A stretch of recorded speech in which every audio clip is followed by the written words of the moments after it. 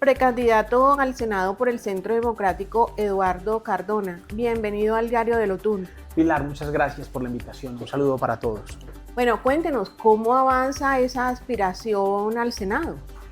Pilar, muy bien. Ahorita estamos en una etapa de precandidatura, como bien lo dices, trabajando muy duro en unir el partido, en recibir el respaldo de las bases, que nos parece que es lo más importante. En ese sentido, pues hemos avanzado bastante. Hemos recibido el respaldo de las mayorías del partido, del directorio departamental, los directorios municipales, en su gran mayoría. Lo que llaman las credenciales del partido, ¿no es cierto? Que son los concejales y el diputado en el caso de Risaralda. Y hemos logrado también dar un paso importante y es unirnos con el departamento del Quindío para presentar una candidatura regional, proponer nuestro nombre al Centro Democrático. Y tenemos un trabajo en Caldas bien interesante. Recibimos el respaldo de los comités políticos y los directorios del occidente de Caldas y los concejales. Y en ese sentido venimos haciendo un trabajo de base bien valioso, que es como digamos el primer paso para luego salir a conquistar la opinión. Por ahora, trabajando para que mi nombre esté dentro de la lista del Centro Democrático, pensando en que Risaralda tenga una representación y que bueno, que podamos estar ahí trabajando al lado del presidente Uribe, trabajando para reconstruir este país. Bueno, su aspiración también se da con otra, también se encuentra con otra aspiración y es la del ex senador Alejandro Corrales. Tanto usted como él aspiran a estar en los primeros 20 puestos de esa lista. ¿Cómo se va a dirimir esa situación? ¿Van ustedes dos o esperan hacer como una alianza y que uno de los dos decline? ¿Cómo se va a establecer esa aspiración? Claro que sí, no, mira, yo creo que es apenas natural que exista en una región varias aspiraciones. En este momento estamos compitiendo, literalmente compitiendo como debe ser y dando argumentos por qué una opción o la otra es la que más le conviene al departamento y al partido. Particularmente me ocupo de mi tema, además de contar con las mayorías del partido. Creo que es muy importante también plantearle a la gente las propuestas y lo que queremos hacer desde el Congreso. Pero finalmente yo creo que eso es un tema que se va a dirimir muy rápido, Pilar. Y eso es una decisión exclusivamente del partido y del presidente Uribe. Pero la decisión que tome, esa es la que hay que respetar. Pero la expectativa es que quede uno de ustedes dos. Yo veo muy difícil que haya dos de Risaralda. Es más, si existen discusiones, si el eje cafetero va a tener uno o va a tener dos, nuestra apuesta es que Risaralda esté ahí en esa fotografía. El departamento necesita esa representación y es como lo que estamos haciendo, que Risaralda esté allí, porque si llega a discutirse la presencia de Risaralda, pues no sería bueno para el departamento y en eso estamos trabajando muy duro, dando los argumentos para que esté Risaralda y claro está, para que nosotros podamos ser esa persona. Bueno, usted acaba de hablar de propuestas. Háblenos de sus propuestas desde el Senado. Es muy importante porque a veces la gente confunde las propuestas de un senador con quien va al Ejecutivo o a cargos diferentes como alcaldías y gobernaciones. Pero yo te puedo decir, Pilar, y a toda tu audiencia, cuál es como el foco en el que yo quiero trabajar en una agenda legislativa. Yo puedo dar fe, porque ha sido la historia de mi vida, cómo el emprendimiento puede terminar generando muy buenos resultados. Yo hoy tengo tal vez una de las firmas de consultoría legal más representativas del país en todo un tema que tiene que ver con el cumplimiento normativo. Y recuerdo con mucho cariño cómo empecé ese proyecto con mi esposa y mi socia natural y lo difícil que es emprender. Y cómo cuando uno logra tener ciertas condiciones puede empezar a competir incluso en otras ligas. Yo creo que la gente sienta que yo creo en eso. Este es un país donde 7 de cada 10 jóvenes, según un reciente estudio de la Universidad del Rosario, quiere ser empresario. Esto es un país pro empresario. Hay 3.7 millones de microempresas. El 60% de la gente trabaja de manera informal. El 80% de esas microempresas, el 80% de las personas que trabajan en esas microempresas no tienen seguridad social ni protección social. O sea, la gente es emprendedora por naturaleza, pero tenemos que trascender algo. algo que se llama el emprendimiento de subsistencia, por la sostenibilidad del emprendimiento. Y para eso yo quiero trabajar en una agenda legislativa que me permita apoyar a todas esas personas. Porque yo creo que esa es la verdadera manera de combatir la pobreza. La gente quiere respuestas, no quiere que le regalen nada, quiere condiciones. Por eso hay que trabajar muy duro en Capital Semilla, para que la gente pueda acceder fácilmente a estos temas. Quitar tantos obstáculos para formalizarse. A uno lo que le dicen es que tiene que formalizarse para empezar a pagar impuestos, pero formalizarse es muy difícil. No, nosotros queremos que la gente emprenda, se le respalde, se le proporcione Capital Semilla. Eso es una política pública que tenemos que sacar en el Congreso, pero con requisitos cumplibles para un emprendedor.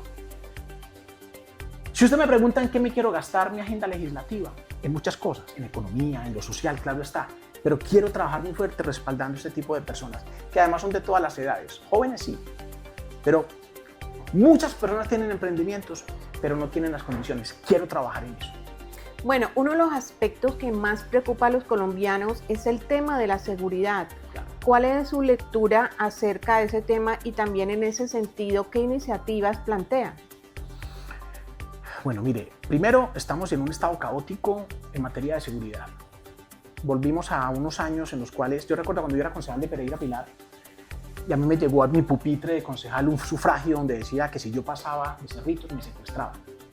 Esa fue la época en la cual mataron a los diputados del Valle y mataron a los concejales de Rivera Huila. Eso podía pasar.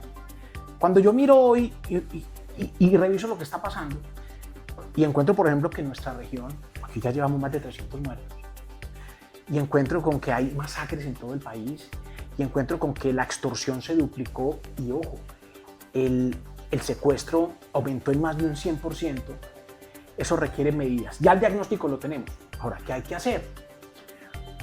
Hombre, eso no lo puede hacer solo un legislador. Nosotros necesitamos un equipo político que retome las riendas del Estado y que recupere el orden y la autoridad. Por eso nosotros, desde el Centro Democrático, podemos hablar con tanta autonomía de la seguridad, porque yo creo que ya está más que demostrado que la seguridad no es un tema que le importe a unos riquitos por allá. No, es un derecho fundamental para poder estar en sociedad, para poder desarrollarse, para poder tener un empleo, para poder tener una empresa, para poder vivir tranquilamente. Yo creo que si algún partido puede hablar de ese tema somos nosotros. ¿Y qué se va a hacer? Hombre, hay que meter, primero, este tema de la paz total. Esto es un tema que no va para ningún lado, este tema hay que pararlo. Yo creo que tenía que haber un gobierno, que es el que nosotros queremos liderar en el Centro Democrático, que diga de una vez por todas que no se va a negociar con terroristas y con bandidos. Que tenemos que volver a fortalecer las fuerzas militares. Hemos perdido 23.000 hombres. Han salido de las fuerzas por distintas formas. Hay que volverlos a reincorporar en una carrera militar paralela, sin quitarle digamos que los derechos adquiridos a los que siguen allí. Pero lo que estábamos hablando en el partido es que necesitamos crear una especie de carrera paralela para recuperar toda esa experiencia, toda esa inteligencia, todo ese capital humano que nos ayude a cuidar este país. Tenemos que trabajar en tecnología.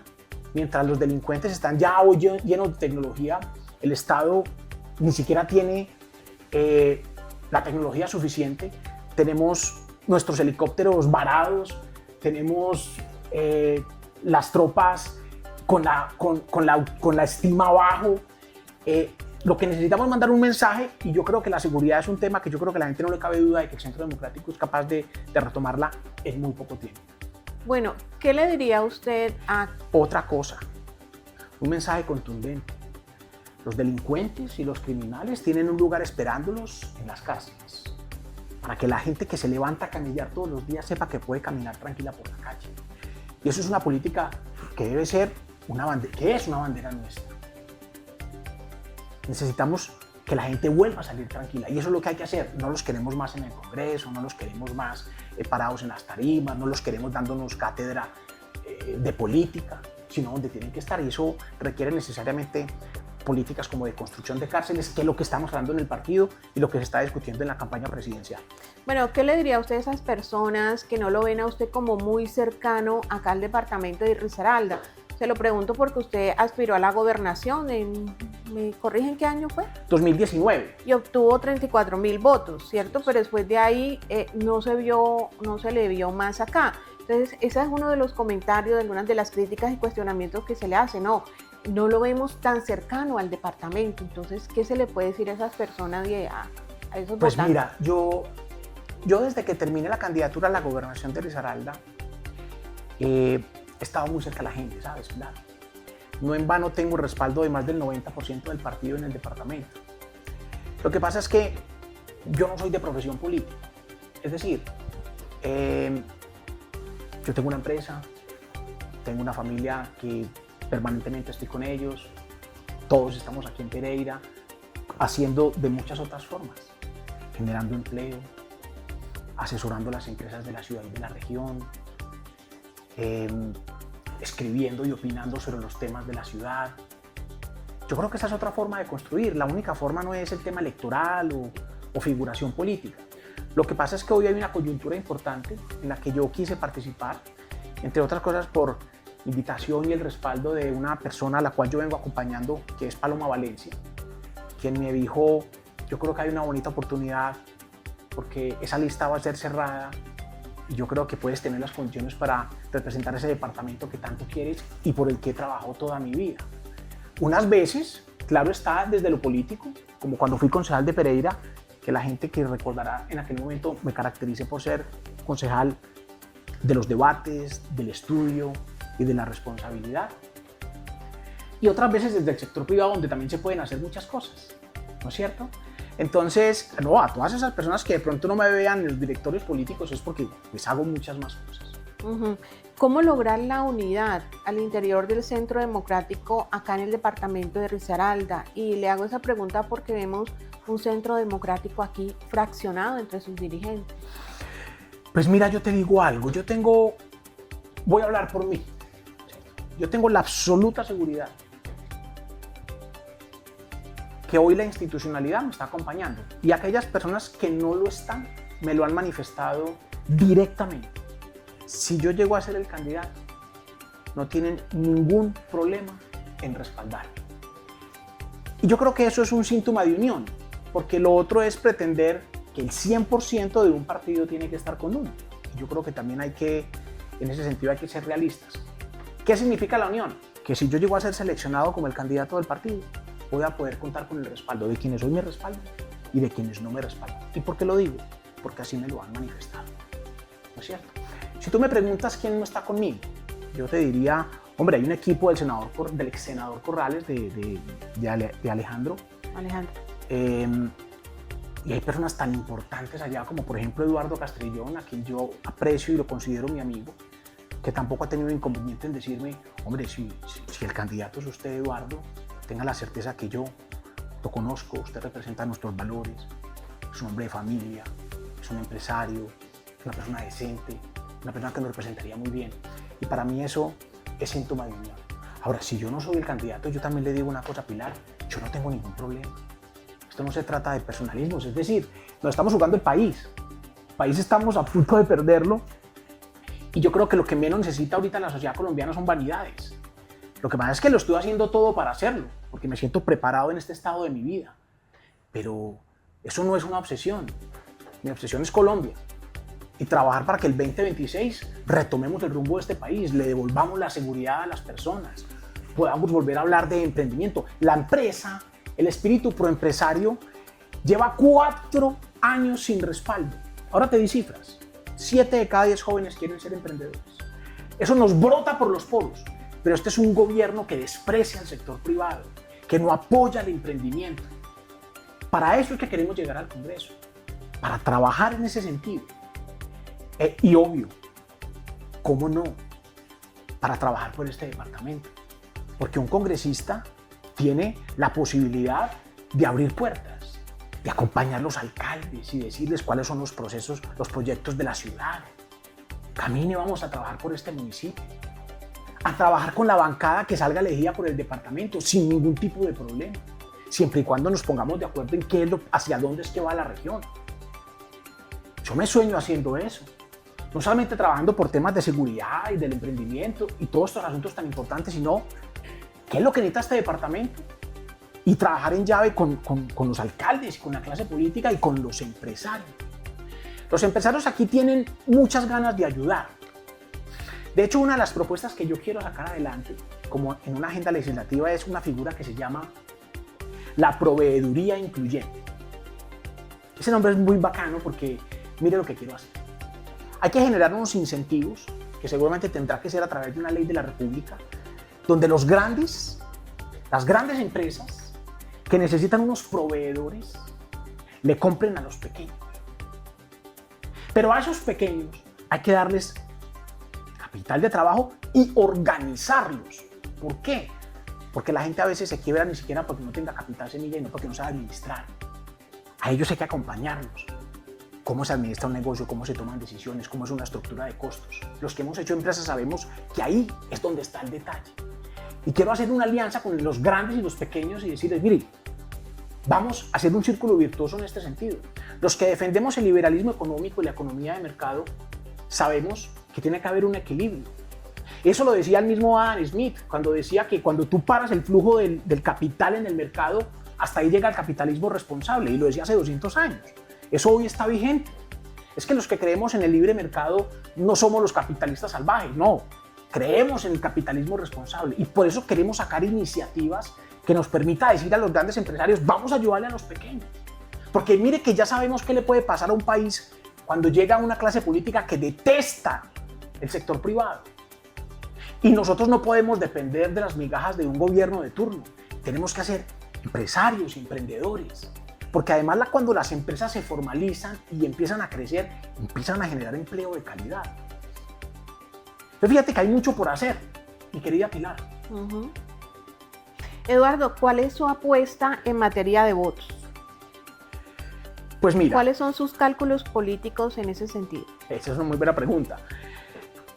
Yo creo que el Centro Democrático va a sacar una votación muy importante y con lo que pasó ayer con el presidente Uribe, que ese es un tema muy importante y permítame, yo hablo más como abogado en esta ocasión y como abogado conocedor del derecho penal.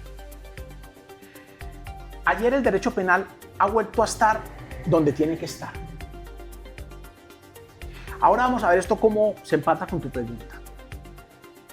Estábamos muy preocupados los profesores de derecho porque estábamos tratando de explicarle a los estudiantes cómo iban a validar pruebas ilícitas recaudadas de manera ilegal, como las interceptaciones con las que querían juzgar al presidente Uribe. Estábamos revisando cómo era posible que tipos que estaban pidiendo beneficios y recibiendo beneficios para dar testimonios en contra del expresidente Uribe se iban a salir con la suya. Deformaba algo que se llama la justicia premial. Y es que es válido que un delincuente colabore con la justicia cuando está diciendo la verdad y obtenga sus beneficios. Eso se lo inventaron los gringos hace mucho rato. Pero aquí lo que estábamos viendo era un cartel de delincuentes buscando beneficios, instrumentalizando la política para perjudicar a un líder como Álvaro Uribe. Y ojo, estaban criminalizando el derecho a la defensa. Cuando Álvaro Uribe empieza a mandar a la Corte Suprema de Justicia memoriales diciendo, hey, me están montando algo, me están persiguiendo, me quieren montar un proceso judicial, la Corte Suprema de Justicia en su momento consideró que eso era un fraude procesal. Y ayer vuelve y ponen las cosas en su lugar el Tribunal Superior y dice, el señor lo que estaba era ejerciendo un derecho de defensa. El señor lo que estaba era pidiendo que por favor investigaran unos hechos que lo podían perjudicar. Y eso no puede ser ilegal. Ahora, yo creo que el país lo entendió ayer. Y yo creo que el país ya entendió que Álvaro Uribe fue un instrumento para hacer política. No en vano, faltando 23 días para las elecciones del año 2018, empezó este proceso. Y mire el año en el que estamos. En el 2025. Para entretenerlo durante todos estos años, obstruyendo su carrera política y perjudicándonos a todos. Cuando yo fui candidato a la gobernación, también tuve que padecer ese estigma, pero lo afrontamos. Y hoy el país nos va, yo creo que a responder. y el país va a salir a las urnas y ya entendió que eso todo era una mecánica política desde la izquierda radical que se había obsesionado con el presidente y con los valores que nosotros representamos en el centro democrático, como es el orden, como es la seguridad, como es el emprendimiento, como es el libre mercado responsable. Eso le estorba a esa izquierda radical estatista, marxista, trotskista, neocomunista. Nosotros para ellos somos un espanto, porque nosotros son los valores de la democracia liberal. Nosotros respetamos la división de los poderes públicos. Usted vio lo que dijo ayer el presidente de la República, cuestionando el Tribunal Superior porque había fallado a favor del expresidente Uribe. ¡Qué violencia con la que habló! Eso son vanidades tiránicas, ¿no? Eso son expresiones autoritarias de quien desprecia la división de poderes y la democracia. A ellos les estorba eso. Y la gente lo vio. Por eso la meta de los 25 senadores, empezando porque el presidente Uribe será el número 25, Dios mediante, yo creo que la vamos a cumplir. Pero en el caso suyo específico, ¿cuáles son las cuentas políticas que hace sobre ese caudal de votos? Pues mira, permíteme explicarte esto. Cuando estamos hablando, explicarte no, tú lo conoces muy bien porque escribes sobre eso, pero de pronto a la gente no. Cuando hablamos de lista cerrada, la gente no va a votar por mí. Ahí no va a aparecer Eduardo Cardona. Es una lista donde vamos a sacar determinados votos y la ley va a decir, el Centro Democrático tiene derecho a tantos senadores. ¿Y cuáles senadores? Supongamos que diga 25, los primeros 25 inscritos. ¿No es cierto? La idea es poder estar ahí. Ahora, si usted me pregunta cuál sería una votación que el Centro Democrático pudiera sacar solo en Risaralda, no quisiera especular mucho, pero yo creería que nosotros somos una fuerza que es capaz de sacar cerca de los 100.000 votos en el departamento. Bueno, Eduardo, hay una pregunta que no puedo dejar por fuera y es relativa a esa controversia, esa polémica que hay. Si es un buen negocio político para el Centro Democrático, la alianza Mira Centro Democrático para la Cámara. En su concepto, ¿qué opinión tiene de esta alianza que ya debe ratificarse esta semana? Yo creo que tú lo has dicho. Yo creo que esas son mediciones que ha hecho la Dirección Nacional. Y si el partido va a tomar esa decisión como me lo estás diciendo y como ya se conoce de alguna manera, yo creo que los cálculos políticos ya están hechos. Y si eso es una apuesta es porque existe la confianza de que el Centro Democrático tiene la capacidad de ganar esas elecciones y de competir con el partido Mira. Personalmente yo creo que tenemos con qué, ¿no es cierto? Estamos pasando por un momento extraordinario.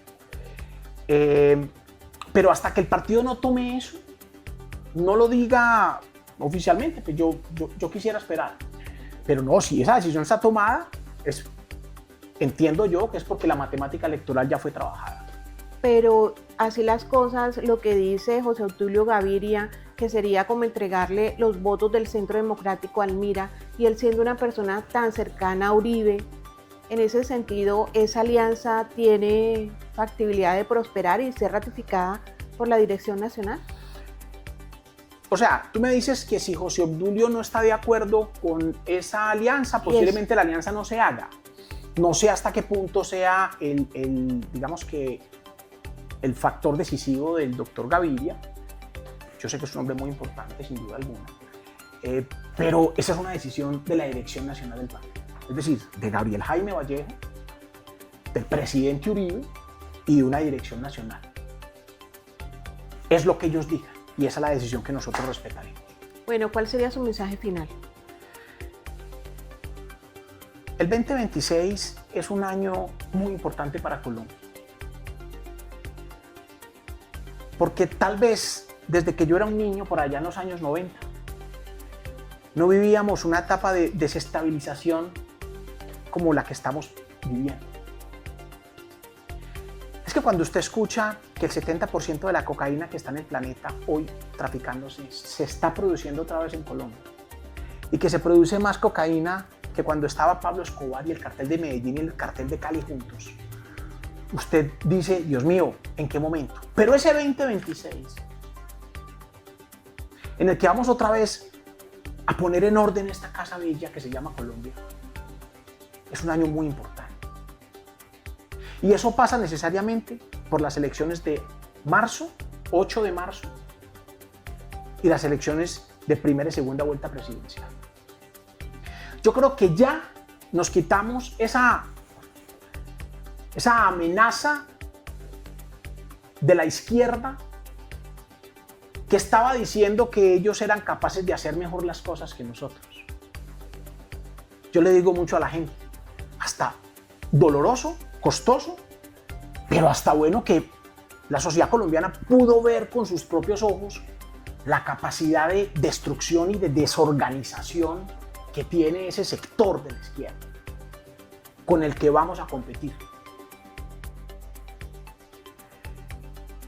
Pero eso pasa necesariamente porque la gente hoy está consciente y nos acompaña. Nosotros somos capaces de organizar este país por una razón además. Lo tenemos que organizar y no nos podemos equivocar, no tenemos ni margen de error. Porque nosotros ganamos las elecciones en marzo, Dios mediante, en el Congreso, y en mayo, en la presidencia, y en junio. Pero lo tenemos que hacer no bien, sino perfecto. ¿Sabe por qué? Porque el 2030 está a la vuelta. Y si nosotros no lo hacemos bien, vienen por nosotros otra vez en el 2030 y vuelven a desbaratar este país. Entonces, esto es de parte y parte. Quienes están los que van y eligen, están esperando que los que queremos ser elegidos correspondamos. Y lo vamos a hacer. El Centro Democrático lo va a hacer. Y por eso desde el minuto cero entró en oposición. Porque sabíamos que este momento iba a llegar y que teníamos que convertirnos en alternativa de poder coherente. ¿Qué le digo yo a la gente? Vamos para adelante. Tenemos todo. Tenemos la gente. Tenemos la cultura. Tenemos el carácter. Nosotros los colombianos somos unos berracos. Ya superamos los años 90. Vamos a volver a superar este periodo. Y vamos a volver a encauzar el país hacia el progreso, porque sabemos cómo hacerlo. Eso es lo que yo le digo a la gente. Vamos juntos a recuperar este país. La unidad es el camino. La unidad es el camino. Nos tenemos que juntar todos. Y por eso, otro mensaje, Pilar. La gente muy preocupada. Hay 70 candidatos. Hay 80 candidatos. Y yo les digo, tranquilos, tranquilos. La democracia colombiana ha demostrado tanta solidez que hemos logrado parar los ataques de este régimen autoritario. Ha funcionado las Cortes, ha funcionado el Congreso, que nos ha inclusive descrestado a muchos. La democracia colombiana también tiene un sistema electoral que nos permite juntarnos en un momento determinado. Tenemos a finales de noviembre, muchos partidos vamos a tener nuestros propios candidatos y eso se va a reducir. ¿Sí? Y en marzo, el día que vamos a escoger el Congreso, vamos a poder escoger los candidatos presidenciales interpartidistas. Tranquilos. Cuando uno tiene una empresa, se lo digo por experiencia, cuando a uno le llegan 20 hojas de vida para un cargo, uno dice, Dios mío, qué bueno que hay gente interesada en trabajar y qué bueno que yo también tengo la posibilidad de hacer una buena selección de personal. ¿Por qué no van a pensar los mismos colombianos cuando dicen, ay, toda esta gente quiere ser presidente? Tengo opciones, voy a escoger el mejor. Y luego el sistema electoral que tenemos ayuda. Las consultas nos van a ayudar. Por ejemplo, yo sueño con que el 28 de noviembre tengamos a Paloma Valencia como candidata presidencial. Qué rico tener una mujer presidente. Uf, extraordinario. Eso sí que es un cambio. Yo en estos días oía a la máxima autoridad eclesiástica de Colombia. Y él decía, creo que Colombia está preparada para una mujer. Yo creo que este es un momento importante, no por el solo hecho de ser mujer, una mujer con condiciones, una mujer con características, una mujer con carácter, una mujer ensayada, ¿cierto? Una batalladora como lo es Paloma. Pero igual, si vamos a marzo, nos sometemos a una consulta, es quien salga de esa consulta, que nos ayude a enfrentar y a superar esta crisis. Porque tenemos que organizar esta casa, tenemos que organizar la casa al interior y nuestras relaciones internacionales. Esto que acaba de pasar, por ejemplo, con el gobierno de Estados Unidos es una locura, ¿cierto? Es la crisis diplomática más grande que hemos tenido en la historia, de cuenta de una persona que está fuera de sus cabales, desestabilizada, que está poniendo en riesgo no solamente las relaciones internacionales, nuestra reputación. Un país desertificado es un país donde nadie quiere hacer negocios. Porque es que lo que hacen buena parte de esos regímenes de izquierda es que aíslan los países para no tener control internacional, para espantar a la gente, a los inversionistas. Vamos a llegar a poner eso en orden. Ese es mi gran mensaje. Podemos, y la unidad es el camino. Muchas gracias. Gracias, Pilar, a ti.